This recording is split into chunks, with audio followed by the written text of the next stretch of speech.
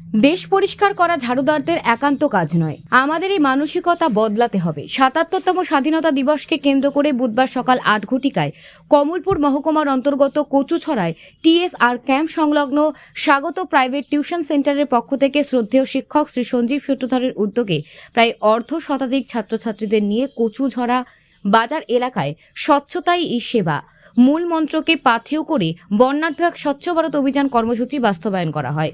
এই মহতী কার্যক্রমে বাজারের সকল ব্যবসায়ী এবং এলাকাবাসীদের মধ্যে ব্যাপক সাড়া পরিলক্ষিত হয়। এই কর্মসূচিতে ছাত্রছাত্রীদের উৎসাহ উদ্দীপনা ছিল লক্ষণীয়। এক সাক্ষাৎকারে শ্রদ্ধেয় শিক্ষক সঞ্জীব সূত্রধর জানান যে আগামী দিনেও এই ধরনের কর্মসূচি জারি থাকবে। হ্যাঁ, দেশ পরিষ্কার করা ঝাড়ুদারদের একমাত্র লক্ষ্য হওয়া উচিত নয়। অ্যাকচুয়ালি এই মানসিকতা আমাদের বদলাতে হবে। এই জন্য 15 আগস্ট উপলক্ষে আজকের 14 আগস্ট বুধবার আমরা